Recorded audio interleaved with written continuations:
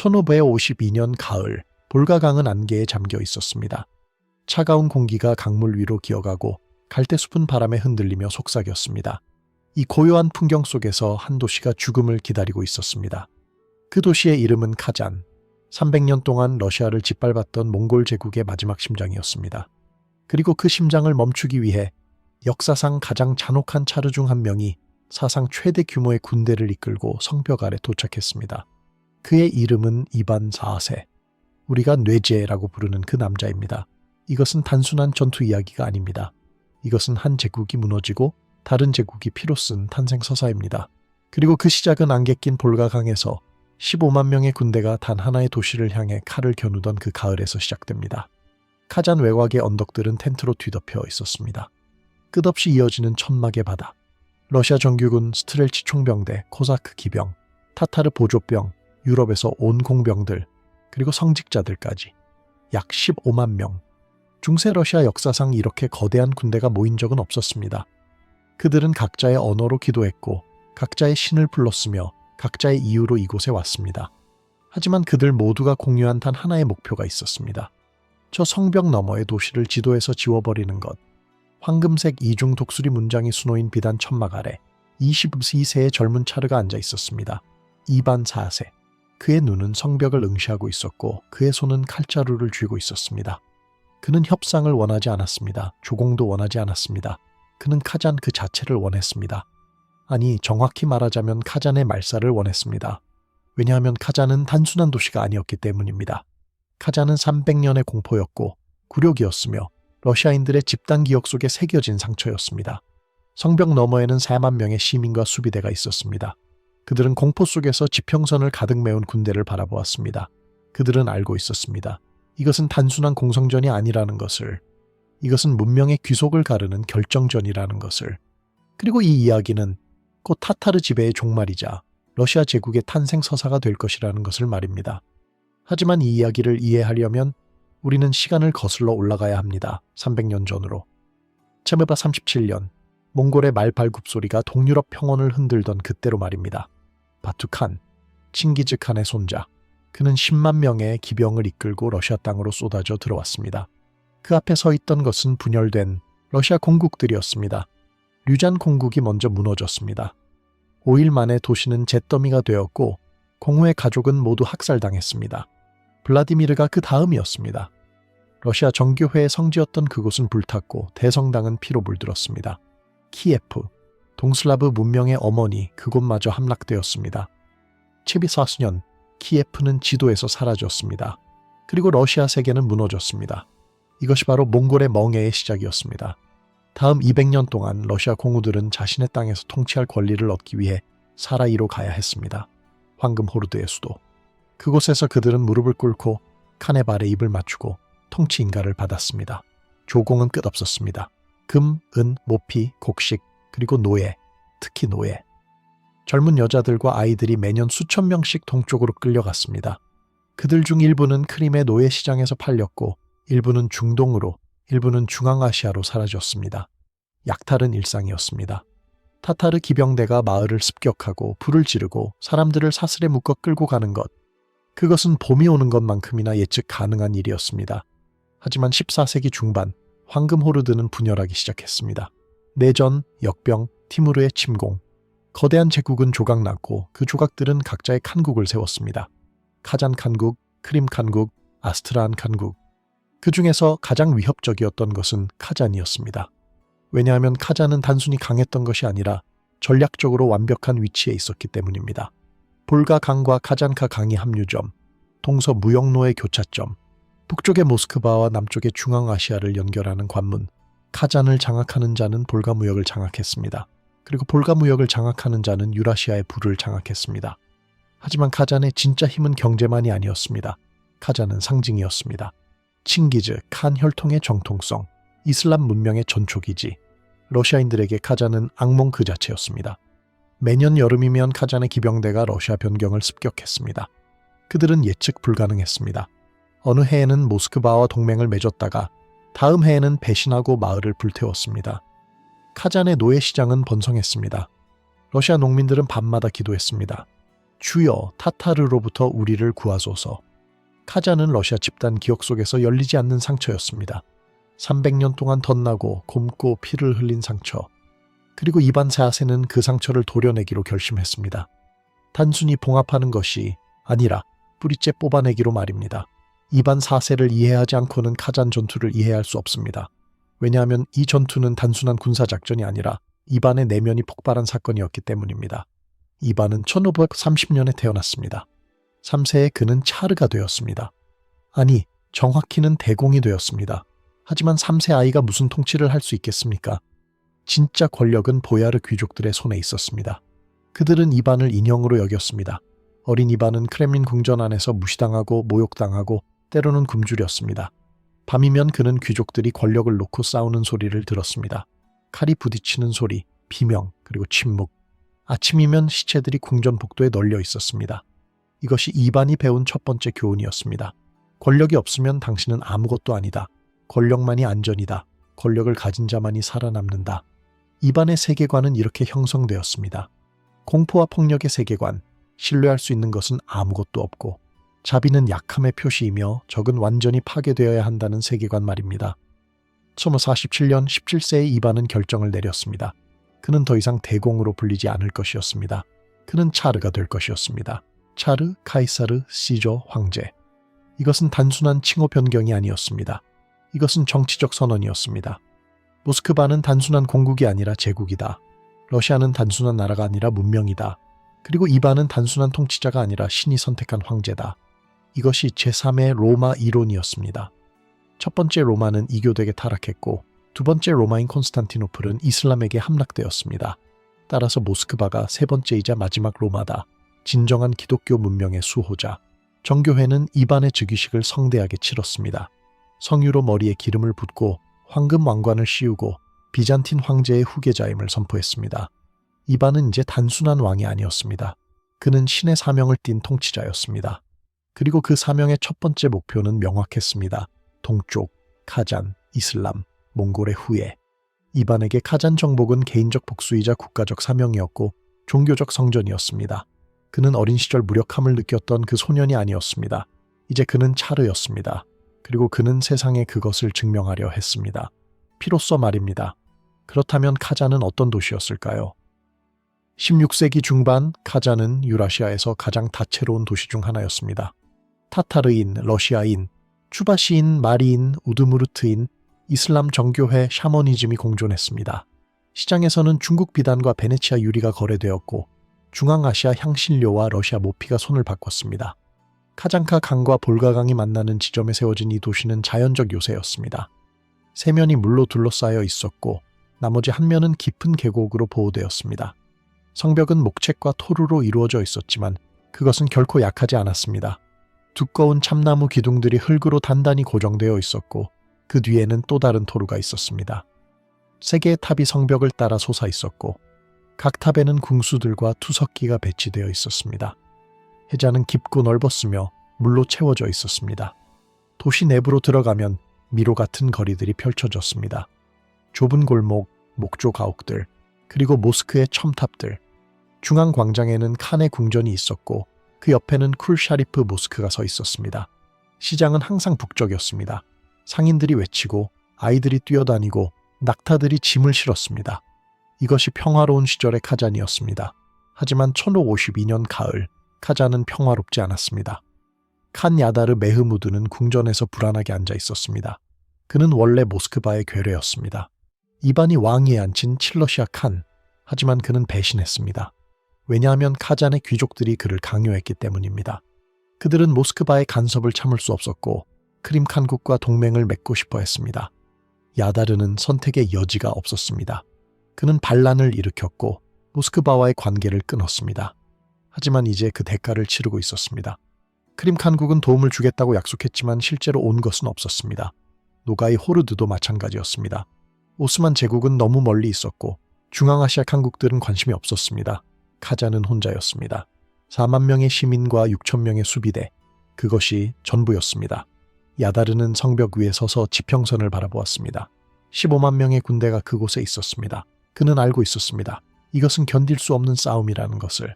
하지만 항복할 수도 없었습니다. 왜냐하면 이반은 자비를 베풀지 않을 것이기 때문입니다. 카잔은 강했습니다. 하지만 혼자였습니다. 그리고 그것이 카잔의 비극이었습니다. 1052년 봄 이반은 결정을 내렸습니다. 이번에는 실패가 없을 것이었습니다. 이전의 원정들은 실패했습니다. 날씨, 보급, 질병 때문에. 하지만 이번에는 달랐습니다. 이반은 총동원령을 내렸습니다. 모든 보야르 가문은 기병을 보내야 했습니다. 모든 도시는 병력을 징집해야 했습니다. 스트렐치 총병대가 소집되었습니다. 이들은 러시아 최초의 상비 화승총 부대였습니다. 수천 명의 코사크가 남쪽에서 올라왔습니다. 그들은 거칠고 전투에 굶주려 있었으며 약탈을 기대하고 있었습니다. 심지어 타타르 보조병들도 있었습니다. 카잔에 반대하는 타타르 부족들, 모스크바와 동맹을 맺은 이들, 그들은 자신들의 동족과 싸우게 될 것이었지만 그것은 중요하지 않았습니다. 권력과 생존이 혈연보다 중요했으니까요. 하지만 이반의 진짜 비밀 무기는 유럽 공병단이었습니다. 독일과 이탈리아에서 온 전문가들, 그들은 화약을 다룰 줄 알았고 지뢰를 설치할 줄 알았으며 공성 기술을 숙달하고 있었습니다. 중세 러시아는 공성전에 약했습니다. 하지만 이제 이반은 서유럽의 기술을 가지고 있었습니다. 150문의 대포가 준비되었습니다. 크고 작은 대포들, 박격포, 곡사포, 화약 수십 톤이 마차에 실렸습니다. 지뢰용 화약, 수류탄, 로켓, 공성탑이 건설되었습니다. 바퀴가 달린 거대한 목조 구조물로 병사들이 그 안에서 성벽까지 접근할 수 있었습니다. 이것은 전쟁이 아니었습니다. 이것은 말살 작전이었습니다. 이반은 카잔에 최후 통첩을 보냈습니다. 항복하고 개종하라. 그러면 자비를 베풀겠다. 하지만 저항하면 남녀노소 가리지 않고 모두 죽일 것이다. 카잔은 거부했습니다. 그들은 이반의 약속을 믿지 않았습니다. 그리고 그들은 옳았습니다. 이반은 자비 따위 생각하지 않았으니까요. 6월, 군대는 출발했습니다. 하지만 이것은 단순한 군사 원정이 아니었습니다. 성직자들이 군대와 함께 행진했습니다. 수백 명의 사제들이 십자가를 들고 성가를 부르며 행군했습니다. 성모 블라디미르 이콘이 수레에 실려 운반되었습니다. 러시아 정교회에서 가장 신성한 이콘 중 하나. 전설에 따르면 이 이콘은 기적을 일으켰고 러시아를 여러 차례 구했다고 합니다. 이반은 이 원정을 성전으로 규정했습니다. 십자가 대 초승달, 기독교 대 이슬람, 문명 대 야만. 물론 현실은 훨씬 더 복잡했습니다.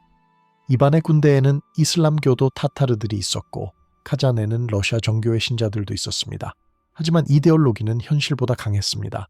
이반은 신의 전사였고 카잔은 이교도의 소굴이었습니다. 적어도 그렇게 포장되었습니다. 그리고 병사들은 그것을 믿었습니다. 그들은 천국에 가기 위해 싸우고 있다고 믿었습니다. 그것은 그들을 더 위험하게 만들었습니다. 8월 말 러시아 군대가 카잔에 도착했습니다. 포위망이 구축되기 시작했습니다. 이것은 단순한 봉쇄가 아니었습니다. 이반의 공병들은 조직적으로 참호를 팠습니다. 성벽을 향해 지그재그로 접근하는 참호들. 이것은 당시로서는 최신 기술이었습니다. 유럽에서 배운 기법. 참호 안에서 병사들은 보호를 받으며 전진할 수 있었습니다. 카잔의 궁수들이 화살을 쏘았지만 대부분은 참호 벽에 박혔습니다. 카잔 수비대는 가만히 있지 않았습니다. 그들은 밤마다 기습 출격을 시도했습니다. 어둠 속에서 성문이 열리고 수백 명의 기병이 쏟아져 나왔습니다. 그들은 러시아 진영을 공격하고 천막을 불태우고 병사들을 죽인 후 성 안으로 도망쳤습니다. 때로는 성공했고 때로는 실패했습니다. 이반은 이에 대비해 야간 순찰대를 강화했습니다. 그리고 대포를 성벽을 향해 배치했습니다. 8월 23일 포격이 시작되었습니다. 새벽 안개가 아직 걷히지 않았을 때 첫 번째 대포가 불을 뿜었습니다. 굉음, 연기, 포탄이 성벽에 부딪혔습니다. 목책이 부서지고 흙이 날아갔습니다. 그리고 두 번째 대포가 발사되었습니다. 세 번째, 네 번째. 곧 150문의 대포가 동시에 포격을 시작했습니다. 소리는 천둥 같았고 연기는 하늘을 가렸습니다. 카잔의 사람들은 공포에 떨었습니다. 그들은 이런 화력을 본 적이 없었습니다. 성벽은 흔들렸고 탑들이 무너지기 시작했습니다. 포격은 며칠 동안 계속되었습니다. 밤낮 없이 카잔의 사람들은 잠을 잘 수 없었습니다. 아이들은 울었고 여자들은 기도했으며 남자들은 성벽을 수리하려 애썼습니다. 하지만 포격이 멈추지 않는 한 수리는 무의미했습니다. 새벽에 고친 것이 정오에 다시 부서졌습니다. 심리적 파괴는 물리적 파괴만큼이나 효과적이었습니다. 사람들은 희망을 잃기 시작했습니다. 그리고 이반은 그것을 알고 있었습니다. 하지만 대포만으로는 충분하지 않았습니다. 이반의 공병들은 또 다른 계획을 준비하고 있었습니다. 지뢰. 그들은 참호를 성벽 아래까지 연장하고 땅속 깊이 터널을 팠습니다. 목표는 성벽의 기초 아래에 화약을 설치하는 것이었습니다. 터널 작업은 느리고 위험했습니다. 흙이 무너질 수 있었고 카잔 수비대가 눈치챌 수 있었습니다. 실제로 카잔 사람들은 땅속에서 들리는 소리를 듣고 알아차렸습니다. 그들도 반대 터널을 파기 시작했습니다. 그리고 땅속에서 기이한 전투가 벌어졌습니다. 좁은 터널 안에서 병사들이 칼과 도끼로 싸웠습니다. 햇빛도 들어오지 않는 어둠 속에서 흙, 냄새와 피 냄새가 뒤섞인 공간에서 남자들은 서로를 죽였습니다. 때로는 터널이 무너져 양쪽 모두 생매장되었습니다. 이것은 전쟁의 가장 어두운 면이었습니다. 명예도 영광도 없는 땅속의 백병전 말입니다. 9월 중순 이반의 공병들은 결정적 목표를 달성했습니다. 그들은 카잔의 물 공급원을 찾아냈습니다. 도시 안으로 물을 공급하는 지하수로 그들은 그 아래에 지뢰를 설치했습니다. 폭발은 성공적이었습니다. 수로가 붕괴되었고 물의 흐름이 끊겼습니다. 이것은 카잔에게 치명타였습니다. 물 없이는 도시가 버틸 수 없었습니다. 사람들은 목이 말랐고 가축들이 죽기 시작했습니다. 우물을 팠지만 충분하지 않았습니다. 카잔의 시간은 얼마 남지 않았습니다. 이반은 알고 있었습니다. 이제 최종 공격의 시간이 왔다는 것을 말입니다. 9월 말, 그는 정은의 명령을 내렸습니다. 준비하라. 우리는 곧 성벽을 넘을 것이다. 병사들은 무기를 점검했고 사제들은 마지막 기도를 올렸습니다. 공성탑이 전진 위치로 이동했습니다. 사다리가 준비되었습니다. 그리고 지뢰가 최종 점검을 받았습니다. 모든 것이 준비되었습니다. 이제 필요한 것은 단 하나, 명령뿐이었습니다. 1952년 10월 2일 새벽, 안개가 볼가강에서 올라와 성벽을 덮었습니다. 고요했습니다. 너무나 고요해서 새 울음소리마저 크게 들렸습니다. 러시아 진영에서는 병사들이 대열을 이루고 있었습니다. 그들은 침묵 속에서 기다렸습니다. 성벽 너머 카잔의 수비대는 긴장 속에 서 있었습니다. 그들은 알고 있었습니다. 오늘이 그날이라는 것을. 새벽 4시 이반이 신호를 보냈습니다. 그리고 폭발이 시작되었습니다. 먼저 이탈릭 탑 아래의 지뢰가 터졌습니다. 굉음과 함께 땅이 흔들렸습니다. 탑이 공중으로 날아갔고 성벽 일부가 무너졌습니다. 연기와 먼지가 하늘을 가렸습니다. 그리고 몇 초 후 아스크 문 아래의 지뢰가 폭발했습니다. 또 다른 굉금, 또 다른 무너짐. 성문이 산산조각 났습니다. 돌과 나무 파편들이 사방으로 날아갔습니다. 카잔의 수비대는 혼란에 빠졌습니다. 그들은 어디를 방어해야 할지 몰랐습니다. 그리고 바로 그 순간 러시아 군대가 돌격했습니다. 나팔 소리가 울렸고 북이 쳤습니다. 수만 명의 병사들이 동시에 움직였습니다. 공성탑이 전진했습니다. 바퀴가 삐걱거리며 굴러갔고 그 안의 병사들은 무너진 성벽을 향해 달렸습니다. 사다리를 든 병사들이 아직 남아있는 성벽 부분으로 달려갔습니다. 화살이 비처럼 쏟아졌습니다. 카잔의 궁수들이 필사적으로 저항했습니다. 러시아 병사들이 쓰러졌습니다. 하지만 그들 뒤에 더 많은 병사들이 있었습니다. 파도처럼 밀려오는 인간의 바다 말입니다. 스트렐치 총병대가 일제 사격을 시작했습니다. 화승총의 불꽃이 새벽 어둠을 찢었습니다. 연기가 피어올랐고 총알이 성벽 위에 수비대를 강타했습니다. 카잔의 궁수들이 쓰러졌습니다. 그들의 대열에 균열이 생겼습니다. 그리고 그 균열을 통해 러시아 병사들이 쏟아져 들어왔습니다. 백병전이 시작되었습니다. 성벽 위에서, 좁은 통로에서 남자들이 칼과 도끼와 창으로 싸웠습니다. 피가 돌바닥에 흘렀고 비명이 공기를 찢었습니다. 카잔의 수비대는 용감하게 싸웠습니다. 그들은 한 뼘의 땅도 쉽게 내주지 않았습니다. 하지만 숫자는 압도적이었습니다. 한 명의 카잔 병사 뒤에는 10명의 러시아 병사가 있었습니다. 정오쯤 성벽의 방어선이 무너졌습니다. 러시아 군대가 도시 안으로 쏟아져 들어왔습니다. 이제 시가전이 시작되었습니다. 골목마다 집마다 전투가 벌어졌습니다. 카잔의 시민들이 무기를 들었습니다. 남자들뿐만 아니라 여자들도, 심지어 아이들까지. 그들은 지붕에서 돌을 던졌고 창문에서 화살을 쏘았습니다. 러시아 병사들은 집집마다 수색하며 전진했습니다. 저항하는 자는 죽이고 항복하는 자는 사슬에 묶었습니다. 불길이 시작되었습니다. 처음에는 우연이었을지도 모릅니다. 전투 중에 등불이 넘어졌거나 화약이 폭발했거나. 하지만 곧 불은 의도적이 되었습니다. 러시아 병사들이 집들에 불을 질렀습니다. 목조 건물들은 빠르게 탔습니다. 바람이 불었고 불길은 도시를 삼켰습니다. 연기가 하늘을 검게 물들였고 재가 눈처럼 내렸습니다. 저녁쯤 칸야다르 메흐무드는 결정을 내렸습니다. 그는 항복하기로 했습니다.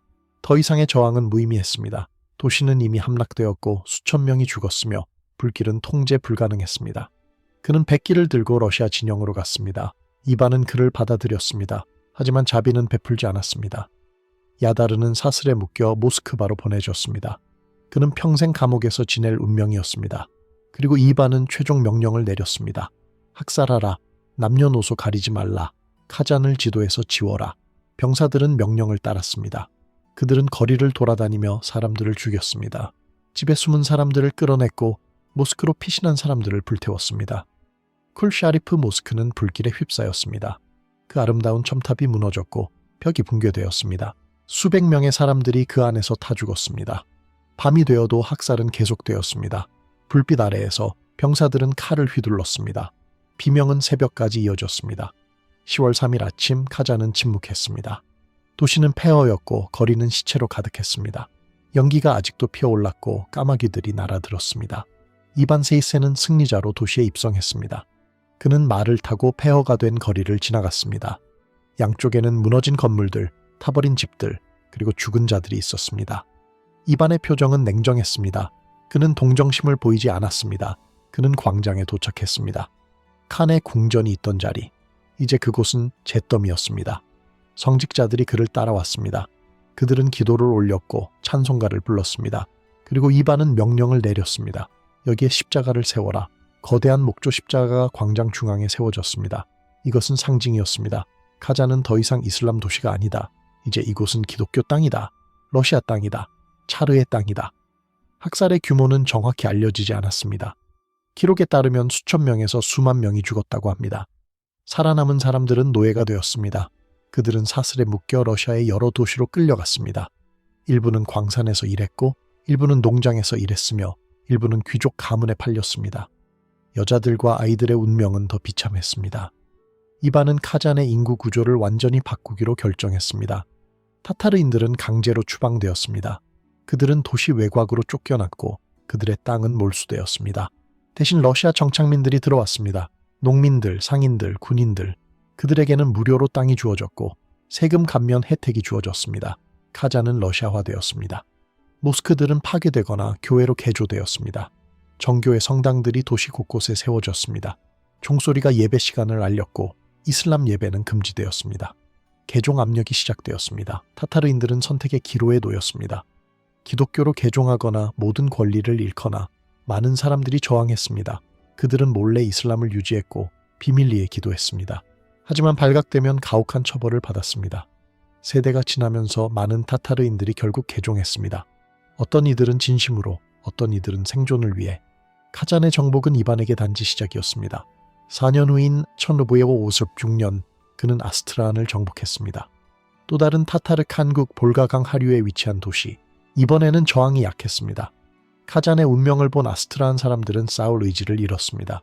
도시는 빠르게 함락되었고 또 다른 학살이 이어졌습니다. 이제 러시아는 볼가강 전체를 장악했습니다. 상류에서 하류까지 카스피해로 가는 길이 열렸습니다. 동쪽으로 가는 문이 활짝 열렸습니다. 시베리아가 그 너머에 있었습니다. 거대하고 미지의 풍요로운 땅. 1580년대 코사크 예르막이 시베리아 칸국을 정복했습니다. 이것은 러시아 역사상 가장 중요한 확장 중 하나였습니다. 다음 세기 동안 러시아는 시베리아를 가로질러 태평양까지 도달했습니다. 이 모든 것의 시작이 카잔이었습니다. 카잔이 무너지지 않았다면 러시아는 유럽의 중간 국가로 남았을지도 모릅니다. 하지만 카잔이 무너졌고 러시아는 제국이 되었습니다. 모스크바에서 이반은 승리를 기념하기 위해 대성당을 건설하기로 했습니다. 그것이 바로 성 바실리 대성당입니다. 붉은 광장에 서 있는 그 화려한 건물, 색색의 양파 돔들, 복잡한 패턴들, 동화 같은 외관. 하지만 그 아름다움 뒤에는 피가 있었습니다. 전설에 따르면 이반은 대성당을 건설한 건축가들의 눈을 멀게 했다고 합니다. 왜냐하면 그들이 더 이상 아름다운 건물을 만들지 못하게 하기 위해서였다고. 이 이야기가 사실인지는 확실하지 않습니다. 하지만 그것이 이반의 성격을 잘 보여줍니다. 아름다움과 잔혹함의 공존, 경건함과 광기의 혼합. 카잔 전투 이후 이반은 변했습니다. 아니 어쩌면 그의 진짜 본성이 드러났을지도 모릅니다. 그는 점점 더 편집증적이 되었고 의심이 많아졌으며 잔혹해졌습니다. 1564년 그는 오프리치니나를 설립했습니다. 비밀 경찰과 개인 군대의 혼합체. 그들은 검은 옷을 입었고 말 한 장에 개 머리와 빗자루를 달았습니다. 개는 적을 물어뜯는다는 의미였고 빗자루는 반역을 쓸어낸다는 의미였습니다. 오프리치니나는 러시아 전역을 공포에 떨게 했습니다. 그들은 보야르 귀족들을 체포하고 고문하고 처형했습니다. 때로는 이유 없이 입안의 의심만으로도 충분했습니다. 노브고로드 학살이 그 정점이었습니다. 1570년 이반은 노브고로드가 리투아니아와 반역을 꾀한다고 의심했습니다. 증거는 없었습니다. 하지만 이반은 신경 쓰지 않았습니다. 그는 군대를 이끌고 노브고로드로 갔고 5주 동안 도시를 약탈했습니다. 수천 명이 죽었습니다. 강은 시체로 막혔습니다. 카잔의 승리가 이반의 내면에 무엇을 남겼을까요? 어쩌면 그것은 그에게 무한한 권력의 환상을 주었을지도 모릅니다. 그는 불가능해 보이는 것을 달성했습니다. 300년의 굴욕을 끝냈고 몽골의 후예를 무릎 꿇렸습니다. 그는 자신이 신이 선택한 통치자라고 믿었습니다. 그리고 신이 선택한 통치자는 누구도 심판할 수 없습니다. 인간의 법도 도덕도 자비도 그에게는 적용되지 않습니다. 이것이 이반이 배운 교훈이었습니다. 공포를 통한 통치, 절대 권력, 자비는 약함이고 잔혹함은 힘이다. 이것은 러시아 제국의 원형이 되었습니다. 다음 세기 동안 러시아 차르들은 이반의 유산을 이어받았습니다. 표트르 대제, 예카테리나 대제, 니콜라이 1세. 그들 모두는 이반의 그림자 속에서 통치했습니다. 확장, 정복, 억압. 이것이 러시아 제국의 기초였습니다. 그리고 그 기초는 카잔의 폐허 위에 세워졌습니다. 오늘날 카잔은 다시 번영하는 도시입니다. 타타르스탄 공화국의 수도, 약 130만 명의 인구. 모스크와 교회가 나란히 서 있고 타타르어와 러시아어가 함께 사용됩니다. 2005년 카잔은 천년 기념일을 축하했습니다. 새로운 쿨샤리프 모스크가 크렘린 안에 재건되었습니다. 흰색 대리석과 푸른 돔의 아름다운 건물. 1552년에 파괴된 원래 모스크를 기리기 위한 것입니다. 하지만 역사는 잊히지 않습니다. 카잔 사람들은 여전히 1552년을 기억합니다.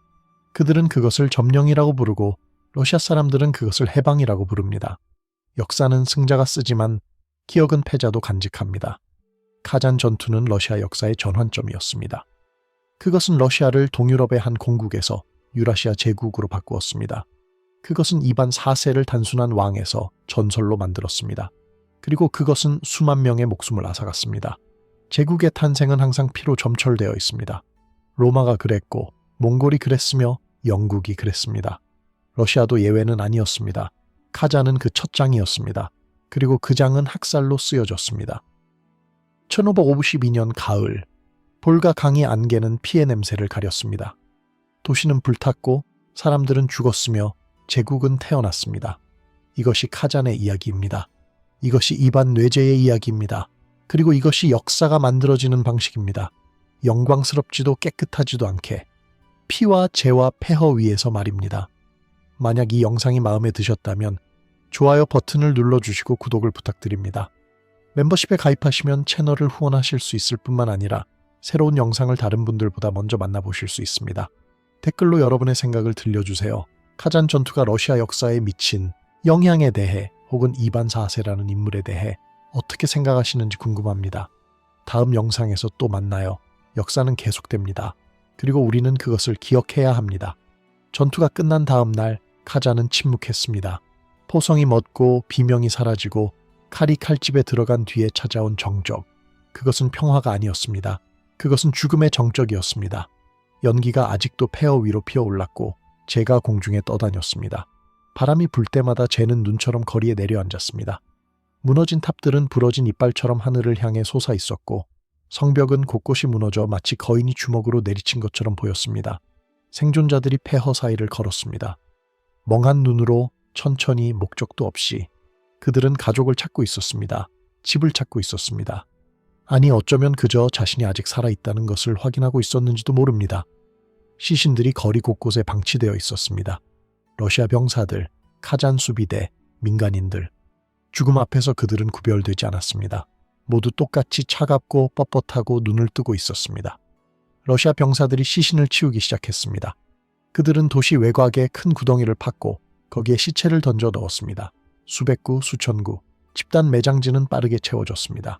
기도도 없이 이름도 없이 그저 구덩이 속으로 사라졌습니다. 러시아 진영에서는 병사들이 각자의 방식으로 승리를 소화하고 있었습니다. 어떤 이들은 약탈하고 있었습니다. 그들은 폐허가 된 집들을 뒤지며 보석, 은, 비단을 찾았습니다. 죽은 자의 손가락에서 반지를 빼고 목에서 목걸이를 뜯어냈습니다.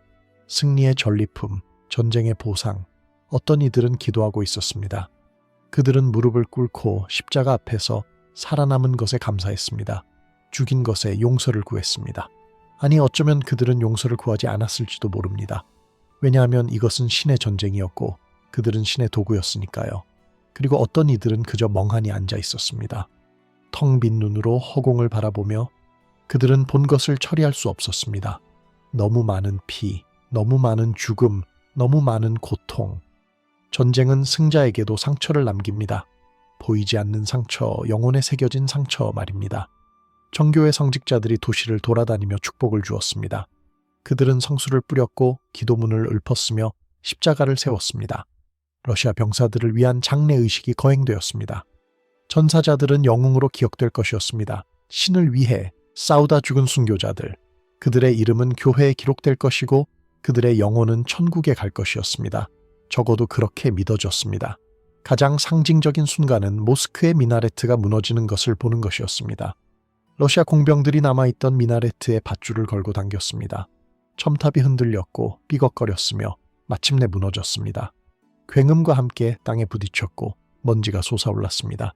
그리고 그 자리에 십자가가 세워졌습니다. 목조 십자가, 높고 크고 위압적인. 그것은 새로운 질서를 선언했습니다. 이제 이곳은 이슬람의 땅이 아니다. 이제 이곳은 기독교의 땅이다. 신이 승리했고 십자가가 초승달을 대체했습니다. 하지만 땅속 깊이, 사람들의 마음속 깊이 기억은 남아 있었습니다. 정복은 끝났습니다. 전투는 끝났습니다. 하지만 도시의 영혼은 아직 죽지 않았습니다. 카잔은 더 이상 요새가 아니었습니다. 이제 카잔은 기억의 장소였습니다. 상실의 장소, 트라우마의 장소, 그리고 언젠가는 부활의 장소가 될 곳 말입니다. 이반 4세는 카잔에서 여러 결정을 내렸습니다. 그 결정들은 충동적이지 않았습니다. 그것들은 계산된 것이었고 의도된 것이었으며 통치 전략의 일부였습니다. 학살은 첫 번째 단계였습니다. 이것은 저항을 뿌리 뽑기 위한 것이었습니다. 살아남은 자들에게 메시지를 보내기 위한 것이었습니다. 차르에게 맞서면 이런 일이 일어난다는 메시지, 자비는 없다는 메시지. 두 번째 단계는 강제 이주였습니다. 타타르인들은 도시에서 쫓겨났고 러시아 정착민들이 그 자리를 차지했습니다. 이것은 단순한 인구 교체가 아니었습니다. 이것은 문화적 말살이었습니다.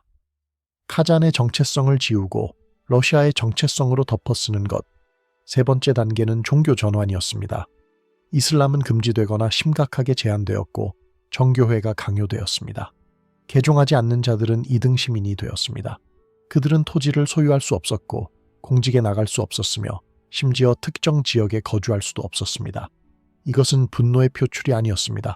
이것은 시스템이었습니다. 정복된 땅을 통치하는 방법론이었습니다. 이반의 신념은 명확했습니다. 자비는 반란을 부른다. 용서는 약함으로 해석된다. 그리고 약함은 권위를 무너뜨린다. 반대로 두려움은 질서를 만든다. 공포는 복종을 강제한다. 그리고 복종은 안정을 가져온다. 이것이 이반의 논리였습니다. 냉혹하고 잔인하지만 나름의 일관성이 있었습니다. 그의 보야르 귀족들과 군 지휘관들은 카잔에서 교훈을 얻었습니다. 그들은 배웠습니다. 차르는 목표를 이루기 위해 무엇이든 할 수 있다는 것을, 도덕적 한계는 없다는 것을, 승리만이 중요하다는 것을. 이 교훈은 러시아 지배 계급의 DNA에 새겨졌습니다. 다음 세기 동안 그들은 같은 방법을 반복했습니다. 다른 도시에서 다른 민족에게 같은 논리를 적용했습니다. 이반 자신은 스스로를 신의 도구로 여겼습니다. 그는 단순한 왕이 아니었습니다. 그는 신이 선택한 차르였고 신의 뜻을 지상에서 실행하는 자였습니다. 카잔의 승리는 그 증거였습니다. 만약 신이 반대했다면 왜 승리를 허락했겠습니까? 만약 학살이 죄였다면 왜 러시아 군대가 이겼겠습니까? 이것이 이반의 종교적 정당화였습니다. 승리는 신의 뜻이고 저항은 죄다. 따라서 저항자들을 죽이는 것은 신의 일을 하는 것이다.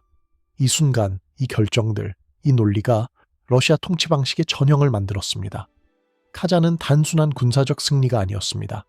카잔은 통치 철학의 실험장이었습니다.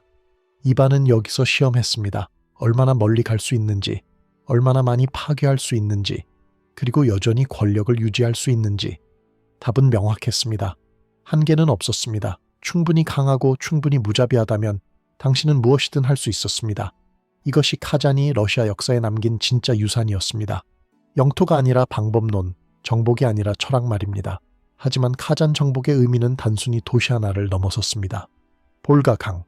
그 이름만으로도 유라시아의 역사가 흐릅니다. 유럽에서 가장 긴 강. 북쪽의 발다이 고원에서 남쪽의 카스피해까지 3,500km를 흐르는 거대한 수로 카잔은 그 강이 중간에 위치했습니다. 전략적 요충지, 북과 남을 연결하는 다리, 동과 서를 잇는 관문, 카잔을 장악한다는 것은 단순히 도시 하나를 얻는 것이 아니었습니다. 그것은 볼가 전체에 대한 통제권을 얻는다는 의미였습니다. 이전에는 러시아 상인들이 볼가를 따라 남쪽으로 가려면 카잔의 허락이 필요했습니다. 통행료를 내야 했고 때로는 거부당했습니다. 카잔 칸들은 변덕스러웠고 정치적 상황에 따라 통행을 막았습니다. 이것은 러시아 무역의 큰 제약이었습니다. 비단, 향신료, 보석, 동방의 부는 볼가를 통해 왔습니다. 하지만 그 흐름은 카잔에 의해 통제되었습니다. 이제 그 통제권은 러시아의 손에 넘어갔습니다. 카잔은 끝이 아니었습니다. 카잔은 시작이었습니다. 제국의 시작, 확장의 시작, 그리고 어쩌면 광기의 시작. 러시아 제국은 이날 피와 불 속에서 태어났습니다. 1052년 10월 2일 볼가 강 유역의 한 도시에서 성벽이 무너지고 사람들이 죽고 십자가가 세워진 그날, 제국은 영광스럽게 태어나지 않습니다. 제국은 피 속에서 태어납니다. 재 속에서 태어납니다. 폐허 속에서 태어납니다. 러시아 제국도 예외가 아니었습니다. 그리고 카잔은 그 증거입니다. 오늘날까지 매년 카잔 사람들은 그날을 기억합니다. 어떤 이들은 승리로, 어떤 이들은 비극으로. 역사는 하나지만 기억은 여럿입니다. 그리고 그 모든 기억 속에서 한 가지는 분명합니다. 1552년 가을, 세계가 변했다는 것. 카잔이 무너졌고 제국이 일어섰습니다. 그리고 그 제국은 다음 400년 동안 세계를 형성했습니다. 이것이 카잔이 남긴 불멸의 흔적입니다. 영토도, 건물도, 하지만 무엇보다도 기억입니다. 상처의 기억, 승리의 기억, 그리고 제국 탄생의 기억 말입니다.